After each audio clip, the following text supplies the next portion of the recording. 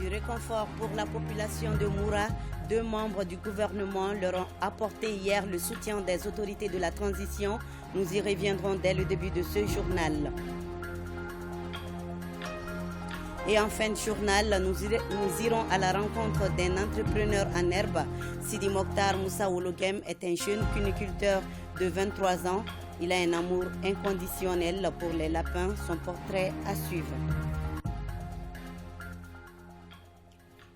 Dimanche 10 avril, Madame, Monsieur, bonjour et bienvenue dans ce 13h. La population de Moura a reçu la visite de 2 membres du gouvernement hier. Ils sont allés leur apporter le soutien des autorités de la transition. Le président de la transition a offert à la population de Moura une importante quantité de vivres, de nattes, de couvertures et une enveloppe symbolique. Rappelons que Moura est une localité du cercle de Djéné, région de Mopti. Le récit de nos envoyés spéciaux, Tamsir Diabaté et Aruna Diara. Si cela fait 7 ans qu'aucune autorité n'avait mis pied à Moura, seulement 7 jours après un violent combat mené par les Faba contre le groupe terroriste de la Katiba Massina, que 2 membres du gouvernement accompagnés d'une forte délégation ont foulé le sol de Moura.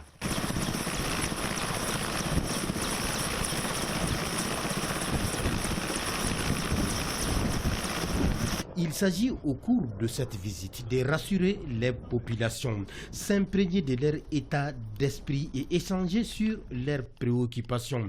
Justement, au cours des échanges dans le vestibule du chef de village de Moura, la joie de vivre en paix se faisait sentir sur les visages, qui d'ores et déjà suscitent le désir du changement sur le plan de développement. Ainsi, le maire s'est dit satisfait et rassuré de cette visite du gouvernement. Toute chose qui dénote de l'ambition des autorités de la transition a relevé le défi de sécurité. Vraiment, je suis très content et au nom de la population, vraiment, je vous en félicite. Je vous en félicite beaucoup. Effectivement, nous avons beaucoup souffert, mais votre présence vraiment nous réconforte. Vraiment, je souhaite que vous retournez aussi dans les meilleures conditions. Réellement, nous sommes très, très reconnaissants. Très, très reconnaissants. Les membres du gouvernement ne sont pas venus à Moura les mains vides. Au nom du président de la transition, colonel Assimi Goïta. Tout d'abord, nous rendons grâce à Allah le Tout-Puissant qui nous a permis d'être à Moura ici après ces événements tragiques. Au nom du président de la transition, son Excellence le colonel Assimi Goïta. Non seulement c'est pour notifier la plus haute considération que les autorités de la transition accordent à cette population qui a tant souffert par le terrorisme. Aujourd'hui, la population vivant dans le besoin humanitaire s'élève à peu près à 7 millions de personnes. Raison pour laquelle, en venant, le président nous a demandé d'amener les présents qui sont composés de 15 tonnes de céréales, 500 couvertures, 500 nattes, 300 moustiquaires, plus une enveloppe symbolique d'1 500 000 francs CFA. Le ministre en charge de la réconciliation, colonel Ismaël Ouagé, a tenu à féliciter l'engagement et le professionnalisme des forces armées maliennes sur le théâtre des opérations, particulièrement celui de Moura, qui constitue une illustration parfaite. L'État est aux côtés de la population de Moura et apporter un réconfort moral et matériel à la population de Moura à l'issue des événements. Cet acte est d'autant plus important que l'État est dans son rôle régalien de sécuriser les populations et les biens. Je tiens réellement à saluer l'efficacité et le travail abattu par les forces armées de défense et de sécurité, dont la montée en puissance est réelle. Dans un passé récent, il était inimaginable que des opérations militaires avec de tels succès puissent se tenir dans les zones inondées comme Moura. Moura était considéré comme un endroit inaccessible, lointain et servant de refuge aux forces obscures. Ça a été une opération pleinement réussie et avec la montée en puissance, l'opération aéroterrestre a permis qu'une intervention efficace soit menée à Moura. Et c'est un message fort pour tous les terroristes, pour tous les djihadistes, pour tous les ennemis de la nation, de savoir que l'armée malienne est aujourd'hui en mesure de porter le coup partout où il le faut sur le territoire national. Et l'autre aspect non moins important de cette visite, ce sont les allégations contre les femmes qui sont fortement démenties par les populations. En tout cas, les échanges qu'on a eus avec la population et leurs représentants n'ont fait mention d'aucune allégation ou tuerie des populations civiles. Donc à ce stade, tout ce qui est dit n'est qu'allégation. Les populations elles-mêmes, au regard de nos échanges, n'ont fait mention d'aucune tuerie ou autre à l'égard de eux-mêmes, populations civiles. La délégation ministérielle, en quittant Moura, laisse une population qui retrouve son vivre ensemble et qui se bat pour la cohésion sociale et pour un Mali où il fait bon vivre. Une importante quantité de vivres et de non-vivres offertes ici à Bamako aux pensionnaires du centre d'appui à la scolarisation des filles issues des milieux défavorisés d'Iguiabon. Le centre d'Iguiabon est à Daoudabou en commune 4 du district de Bamako et le don vient de la Société nationale de tabac et allumettes du Mali Sonatam. Reportage en Chata Koulibaly. Œuvrer à la promotion de la scolarisation des filles est le geste le plus bienfaisant en ce mois béni des Ramadan. La complémentarité de la solidarité devient ainsi concrète et c'est bien dans cet élan que le centre d'appui à la scolarisation des filles issues des milieux défavorisés d'Iguiabon reçoit ces dons. C'est un geste de la Société nationale des tabac et allumettes du Mali Sonatam. Ce don est composé de 50 sacs de mil de 50 kg chacun, 20 sacs de riz de 50 kg chacun, 10 sacs de haricots de 50 kg chacun, 5 bidons d'huile de 20 litres chacun, 80 matelas épaisseur 20 et 15 lits superposés. Cette donation coïncide avec le mois sacré de Ramadan, mois de partage et de bienfaisance, et nous comptons sur vous pour en faire un bon usage dans l'intérêt des pensionnaires du centre d'Iguiabon. La Sonatam, fidèle à sa vocation sociale et soucieuse de son environnement, restera toujours aux côtés des populations pour une amélioration de leurs conditions de vie. Le geste va en droite ligne des missions du centre, à savoir donner une éducation fondamentale ou une formation professionnelle aux filles. Cet acte humanitaire qui crée le sourire est apprécié par les bénéficiaires. Vous avez vu un peu la réalité du centre aujourd'hui. Je ne fais que remercier la Sonatam. Don d'équipement et de vivres, c'est le bienvenu au centre d'Iguiabon. Nous lançons un appel à toutes les bonnes volontés de nous appuyer, qu'on est dans le besoin, et que nous, les Maliens, on doit s'entraider.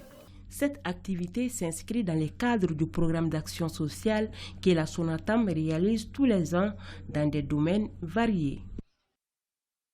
Élan de solidarité toujours et nous retournons en 5e région. La famille de Feu Moulaye Dambélé a remis des kits scolaires et des ordinateurs HP au groupe scolaire qui porte son nom à Taïkiri dans la commune urbaine de Mopti. Par ce geste, la famille de l'illustre disparu qui a durant toute sa vie œuvré pour la promotion de l'éducation entend perpétuer sa mémoire. Reportage Idrissa Keita.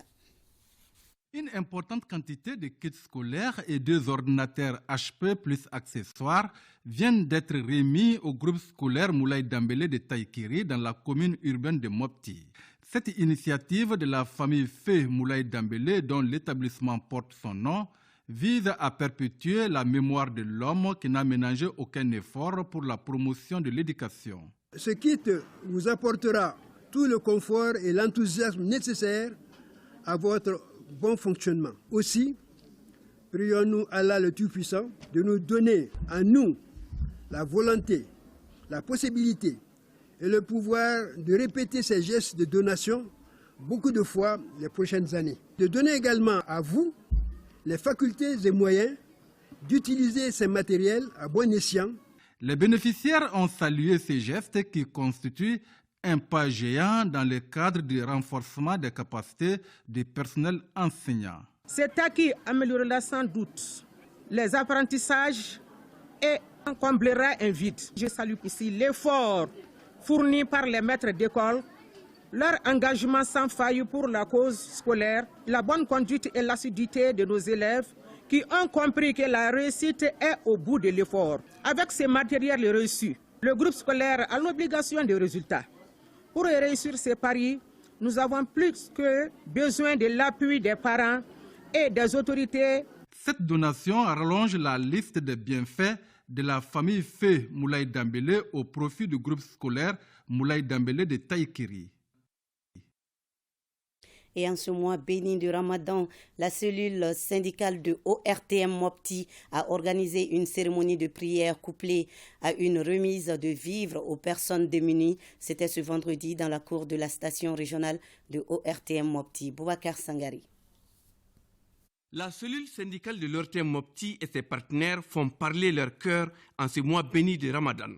Ils viennent de remettre une importante quantité de vivres à une vingtaine de personnes vulnérables de la commune urbaine de Mopti. La société Wad Motors, avec son président Demba Hersal, sera toujours prêt pour venir en aide aux vulnérables de la région de Mopti. Nous ne sommes pas la première fois, nous ne sommes pas la deuxième fois. Le PDG est natif de la région et nous serons toujours prêts à l'appel de la région, surtout pour des bénédictions pour soutenir la transition. Je lance un appel solennel à toutes les personnes de bonne volonté à joindre leur effort à ceux, bien sûr, de l'ORTM, pour pouvoir venir en aide aux plus démunis. Cette remise de vivres a été couplée à une cérémonie de prêche sur le thème paix et réconciliation. Une manière pour la cellule syndicale de l'ORTM Mopti d'apporter son soutien aux efforts de paix et de cohésion sociale des autorités de la transition. On a organisé cette cérémonie pour la paix et la réconciliation dans ce pays. Le Mali là est fatigué, le Mali a besoin de la paix maintenant. Effectuer des séances de prêche à l'endroit des musulmans, à l'endroit des fidèles, en cette période, est une activité, est une œuvre qui doit être saluée. Ensuite, je place cette activité dans un cadre de fierté. Fierté à l'endroit du comité syndical. Voilà une preuve qui montre à suffisance que le comité syndical, avant tout, c'est des êtres humains, c'est des fonctionnaires, c'est des travailleurs de l'État, c'est des agents de l'État qui pensent aussi à faire du bien aux proches. Cette première édition de la remise de vivres couplée à la cérémonie de prêche a pris fin par des bénédictions pour le pays.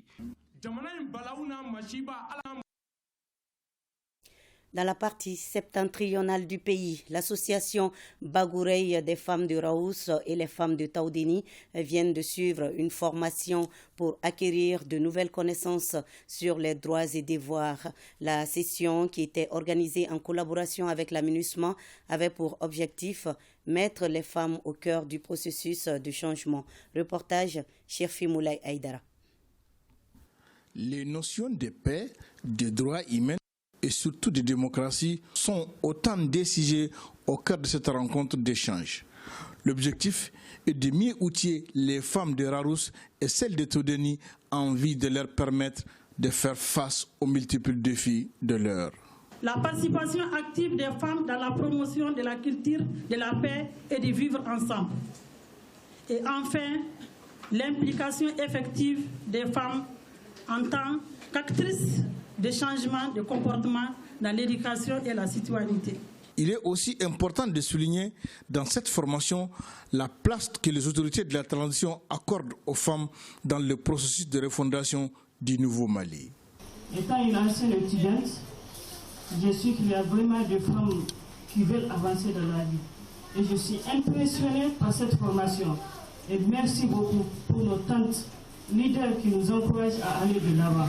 Je lance un appel à l'association Bagria ainsi qu'à son partenaire financier, à savoir la MINUSMA, à multiplier ce genre d'initiatives qui placent les femmes au cœur du processus de refondation en tant qu'actrices de changement et génératrices d'espace de paix et de cohésion sociale. J'exhorte les femmes ainsi formées à être désormais des actrices majeures pour la paix, la cohésion sociale et le vivre ensemble dans leurs zones respectives de résidence. Au terme de la session, les femmes disposeront des outils nécessaires pour défendre leurs droits et surtout user dans les instances de décision. Ici à Bamako, Hop Association vole au secours des plus démunis, cela à travers l'organisation de la 4e édition de sa traditionnelle opération de soutien alimentaire pour le Ramadan. Ce don d'une valeur de 18 millions de francs CFA est composé surtout de kits alimentaires. Adamon Traori.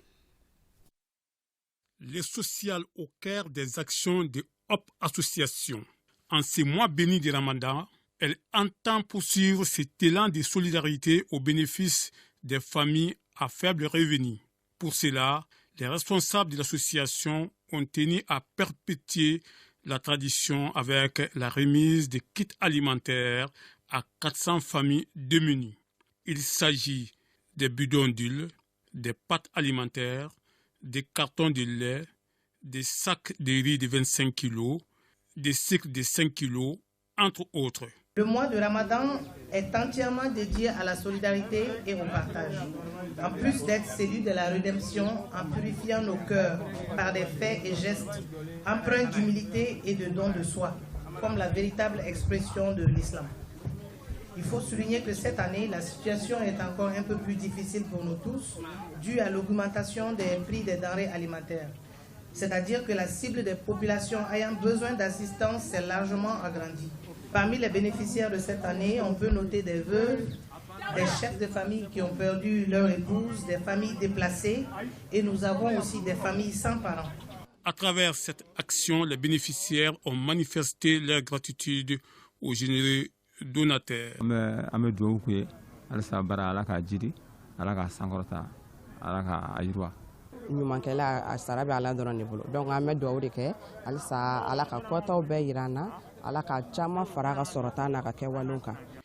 Créée en 2018, Hop Association entend contribuer à la réduction de la pauvreté et pour le bien-être de la population en général et en particulier assurer le bonheur et s'aimer la joie dans les cœurs des plus défavorisés.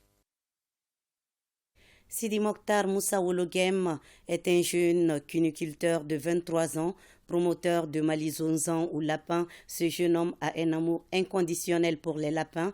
Grâce à l'élevage des lapins, il parvient à subvenir à ses besoins et cela ne l'empêche nullement de poursuivre ses études supérieures. Il est d'ailleurs consultant en gestion de projets et business plan. Le dossier est réalisé par Fousseni Tunkara et Djelimagan Djabati. Vraiment, j'ai un amour inconditionnel pour les lapins. L'élevage a toujours été ma passion. Cette passion amènera sûrement très loin le jeune Sidi Mokhtar Moussa Wologem si l'on se réfère à ses connaissances dans le domaine de la cuniculture. Par exemple, là, le lapin qui est là, ça c'est la femelle tête de lion. C'est un lapéro. Ça c'est le lapin tête de lion qui va là comme ça. Il n'a que 3 mois. Voilà. Et là, nous avons le lapin géant mâle, mâle géant des Flandres. Lui, il a 3 mois. Nous avons une lapine Iplis ici et puis un lapin Angora. Et là, nous avons un mâle papillon ici. Ici, le lapin mâle papillon qui est là. Pour notre jeune cuniculteur de 23 ans, consultant en gestion de projets et business plan, l'élevage des lapins réussit à ceux qui mettent en priorité 2 aspects. Le loge des lapins et l'hygiène. Tant que les lapins ont un bon loge et qu'ils sont dans un endroit hygiénique, vraiment, cette dite personne peut réussir son élevage de lapins. Ces lapins-là se nourrissent de l'aliment caprin. L'aliment caprin, voici l'exemple ici. Côté soins de ces animaux, Sidi Mokhtar Moussa Wologem fait très souvent recours aux spécialistes pour les conforter dans ses analyses, car il est aussi imprégné des maladies qui peuvent atteindre les lapins. En cas de maladie, nous avons des vétérinaires qui sont là pour soigner nos lapins. En même temps, j'ai aussi étudié les différentes maladies des lapins pour connaître le traitement et les maladies fréquentes chez les lapins. Actuellement même, je suis en train d'écrire un livre sur ça. Voilà. Sidi Mokhtar Moussa Wologem, toujours sur le banc, la recherche d'un master 2 en transport et logistique s'est fait épauler par sa mère qui ne voit aucun inconvénient dans cette activité. Ama balaga kalana ayaga kalanke ka licence ke marchons très bien bon ne de be akazunzanu tobi ale ba ka mara amara sogo ke na be sogo ke na firi atobi le me firi jeni be firi na be jeni ou bien na be sauter ne de ba ke ou bien ndemso ale tara école là. Ambitieux, le promoteur de Malizonza a même un bureau à domicile où il travaille avec son agent commercial. Un ami avec qui il a fait l'école primaire et secondaire. Bon, au début, ce n'était pas facile.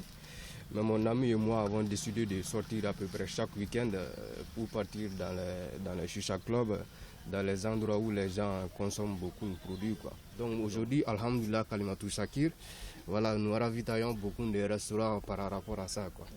Mais bon, nous aspirons vraiment à développer ce secteur. Pour elle et pour d'autres qui évoluent dans la quinoculture, l'équipe de Mali Zonzan lance un cri de cœur. Donc vraiment, on demande de l'aide au ministère de l'Agriculture et de l'Élevage d'essayer de créer des centres de formation ici au Mali pour vraiment valoriser la quinoculture qui est l'élevage de lapins. Voilà. Et puis au Grand Moulin aussi, à la société Grand Moulin, vraiment de créer des aliments complets uniquement pour le lapin.